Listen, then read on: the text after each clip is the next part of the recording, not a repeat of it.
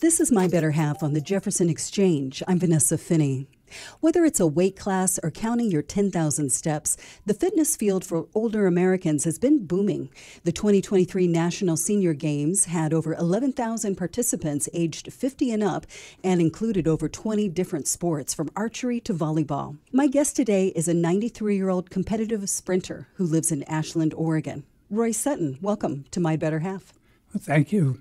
So you participate in these so-called master sports events. What are those? Well, they're competitive events where you participate in an age grouping that you fit in.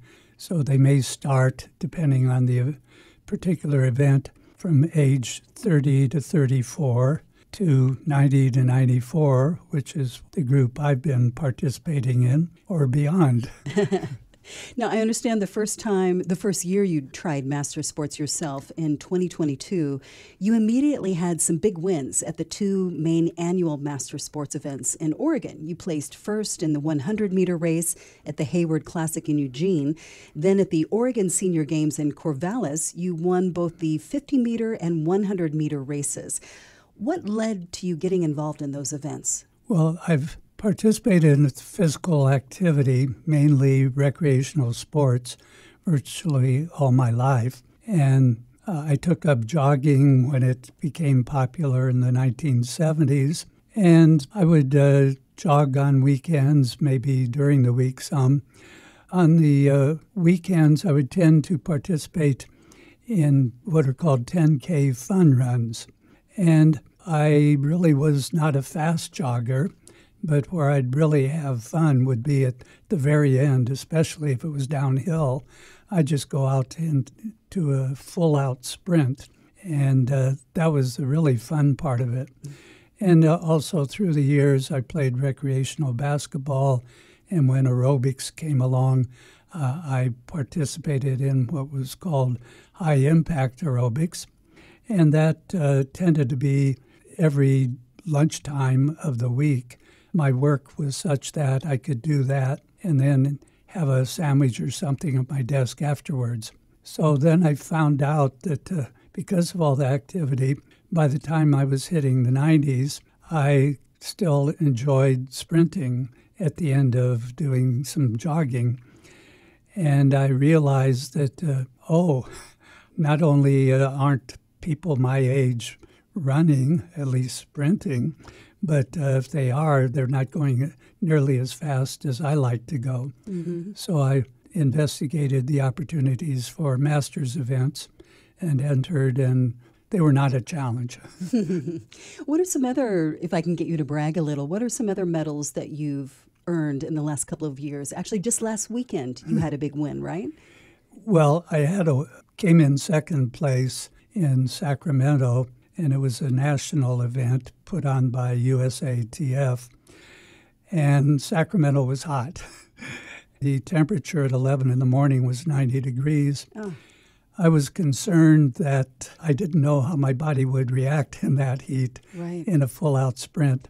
So I wasn't going full out, but I went fast enough to come in second. What kind of safeguards against the heat did you take? And did you feel okay and healthy after running in the heat?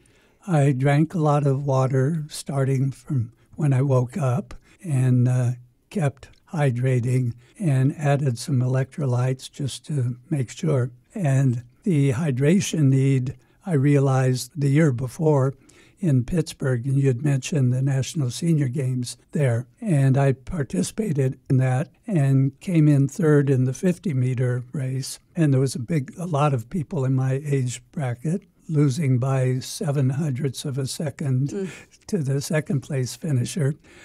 And I didn't drink enough water, and I got dehydrated. You felt it. I've read that that's one of the biggest causes of daytime fatigue is being underhydrated. So you don't just compete yourself. You think about how sports can benefit everybody. So tell me about your mission to promote active living. Well, the one thing since starting these competitions the last few years, which I enjoyed initially, but realized, well, it takes a bit of time and preparation and flying to different places and finding motels and so on. in order to do something that was fun, but I could just have fun sprinting at the end of jogging here at home. So I sort of gave it some thought and decided, well, maybe by doing well nationally even, getting medals, I might get some publicity out of it. And if I got publicity might give me the opportunity to talk, and in talking, get the word out about the benefits of exercise. And exercise being a form of physical activity that's essentially done in a regular basis and to achieve either health or skill. And health is, I realize, is a real wonderful benefit of being active, physically active all my life. When I watch all the ads for cure-alls on TV for various ailments, and then I read about how if one is physically active and does enough of that activity on a regular basis, one can avoid so much of the negative aspects of growing older.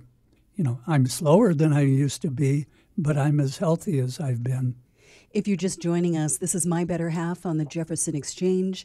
I'm Vanessa Finney, and I'm talking with Ashland resident 93-year-old Roy Sutton, who's a competitive athlete in Master Games.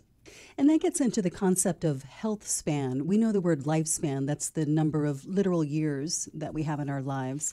How would you describe health span? Well, I'll quote something that I found, that health span is the number of years one maintains a relatively full functionality of life. And that's, by full functionality, it means complete physical, mental, and social well-being, and not merely the absence of disease or infirmity. In recent years, there are a number of tools being talked about as a way to achieve that. Tell us what the 150 Plus Club is. Okay. Well, let me tell you about Daniel Lieberman, who's a professor of human evolutionary biology at Harvard University. And he wrote a very informative and interesting book with the title Exercised, Why Something We Never Evolved to Do is Healthy and Rewarding. And he writes that our bodies develop to work best with lifelong physical activity, but our minds never evolved to get us moving unless it is necessary, pleasurable, or otherwise rewarding. So he includes the fact that the World Health Organization recommends a minimum of 150 minutes of physical activity a week. Right, and I've read that that could be cumulative too, so that could translate as 30 minutes of brisk or moderate exercise 5 days a week, so every midweek. And you can even break that up, right? You can do Yes. 3 bouts of 10 minutes a day. Right, yeah, as long as it's reasonable activity. And he also says that the fact that there's this absence of physical activity comes with huge costs. Right. 75% of doctors' visits are for preventable diseases, and most of these diseases could be partially prevented by physical activity. Yeah, I don't have any of these diseases myself, I think because I'm so active. Well, there are many people who are aware of the benefits of doing the 150 minutes a week, and you may see some of them jogging, brisk walking, or in exercise classes. So I'm not alone, but I'm part of a community of like-minded athletes. And these people, humans in general, just like to join clubs, either formally or informally. So I checked with a friend who is a nationally active artist, and she said that she would design a logo with my suggested words, 150 Plus Club, that can be put on caps, T-shirts, etc., to designate members of this informal club. So if we have these 150 Plus Club words on our caps or shirts and we encounter somebody similarly attired, we can smile at each other and sort of nod because we realize we're part of this informal club that's doing our best to stay healthy. Nice, kind of a fellowship. Yes. And I'm going to push ahead with this idea if I get enough positive responses from your audience, the audience of My Better Half. Well, I'll be sure to watch out for that feedback. If anyone's listening thinks that's a great idea or has some comments for Roy, they can send a message into jprinfo@sou.edu, and we'll be sure to let you know about that, Roy. Now, you mentioned like-minded people, and I've heard you quote another local fitness person, a local chiropractor and author, John Kalb. He wrote a book. Can you tell us about that, what you gleaned from that, just briefly? Well, he's written a number of books, and one in particular has the title Winning at Aging. And the winning doesn't mean winning races at aging as you get older, but winning with respect to your health, your other activities as you get older, to maintain that. And one particular part of that book, he talks about the magic pill. And the magic pill, and the pill is physical activity, in particular exercise. So on that note, what does a typical day of exercise or training look like for you? Well, the days vary somewhat. When I started competing, I really didn't know how to run in an efficient manner. I ran as I always had and sought out the advice of what one would call a sprint coach. And I found one who was recommended to me. His name is Charlie LaPerry. He's in Medford. He had been the sprint coach at St. Mary's High School in Medford for about 20 years. And his students won a lot of state titles. So he had been a sprinter himself, realizing that I was a different age group than he had been coaching before. He just used the principles of racing for me, and he owns and operates a sport and fitness complex in Medford. So I go there 3 mornings a week for a workout. And the workout doesn't involve sprinting, but it's various other things that help me have a strong body and a capable body to avoid injuries and such. And the in-between days, I tend to go to Lithia Park and walk for somewhere around 2 miles at a brisk pace. So that's great exercise for me. And being in nature is very beneficial, and scientific studies show that. Absolutely. And what you're describing, you can encourage other people to do so also. Here in our listening region in Northern California and Oregon, lots of really accessible nature that you can just park your car and walk inside and get that 10, 20, or 30 minutes in. Yeah, we're fortunate in this Southern Oregon to have so much of nature closely available. Truly. Roy, you have another competition coming up. Tell us what's next for you.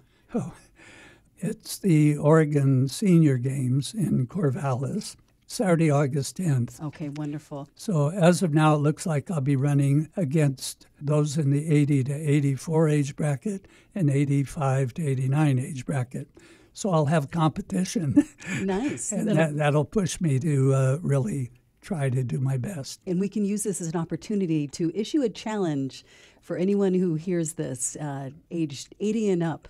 Try the Oregon Senior Games in Corvallis coming up in August. Yeah, the deadline for track and field anyway hasn't expired yet. And it also has all these other, like 20 different activities. Well, Roy Sutton of Ashland, thanks for talking with us about your fitness lifestyle and your accomplishments. It was really inspiring. Well, thank you so much for inviting me. And I hope the word gets out so that we get more coverage of the benefits of physical activity, exercise. Absolutely. This has been My Better Half on the Jefferson Exchange. I'm Vanessa Finney, and I've been talking with Roy Sutton about the joys, benefits, and necessity of physical activity throughout our lives. You can find other episodes of My Better Half at jeffexchange.org or wherever you get your podcasts.